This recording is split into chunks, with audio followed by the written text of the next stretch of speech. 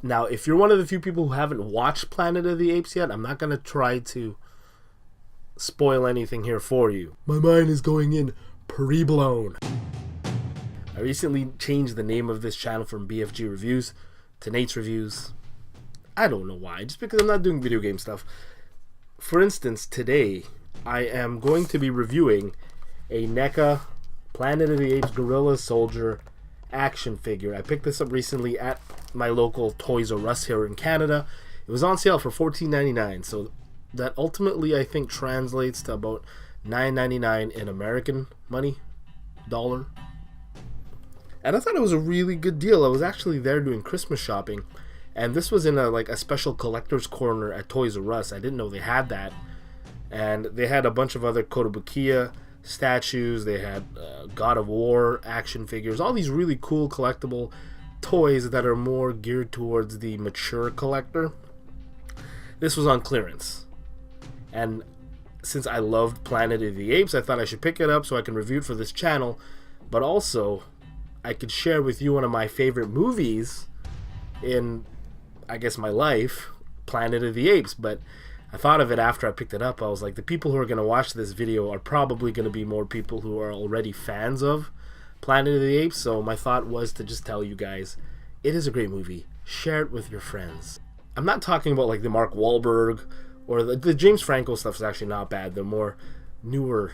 The most recent iterations of Planet of the Apes aren't too bad, but I'm talking about the 1968 Charlton Heston movies. Hope I got that year right. This is the Gorilla Soldier. You would see him rounding up the humans on Planet of the Apes. In the Planet of the Apes universe, these guys are usually the more stronger, brutish, ape-type characters in that world.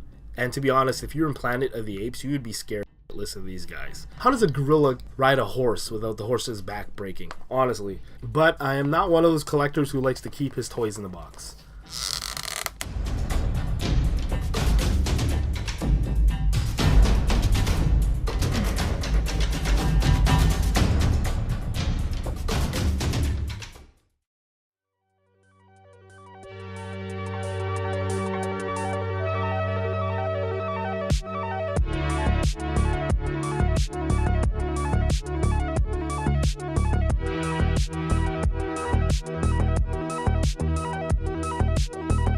There isn't two plastics in here, it's just one.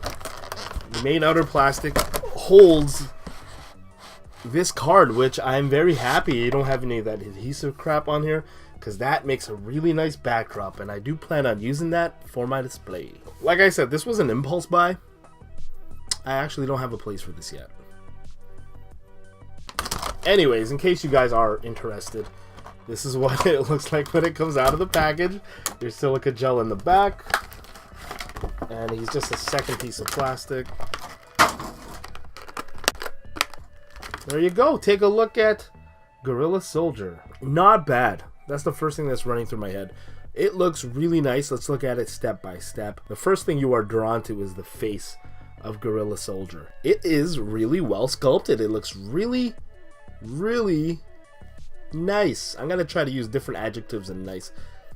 What a fantastic sculpt on Gorilla Soldier's face. Now, the only other things that are showing that are sculpted by an artist would be the hands, which are not bad, and the textured boots. Very well detailed, very well sculpted, very well painted for all the painted parts. I believe the clothing really does add a nice, interesting texture to the overall figure. The soft, plushy faux leather is a really nice touch. You can see the fine detail they went into adding like the mud and dirt into Gorilla Soldier's pants and sleeves of his arm. I'm very happy with this action figure. He looks like he stepped right off the screen into my hands. His vest is Velcro, and underneath there is another layer for his purple sweater. And when you look underneath, you can see that they didn't really go into much detail into sculpting anything that you didn't see. But, I mean, this was like $10 American. I bought this on sale, and I think I got an outstanding value for that. NECA always delivers, for the most part.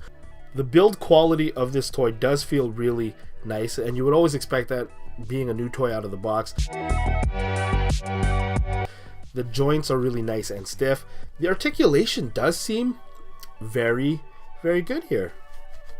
The only thing I think you're missing here is upper torso abdominal crunch type articulation, but you got the ratchet action happening in the foot and in the hands. You got like a 360 swivel. You got an elbow joint, a knee joint, even hip action. Setting him on my desk, he looks crazy menacing.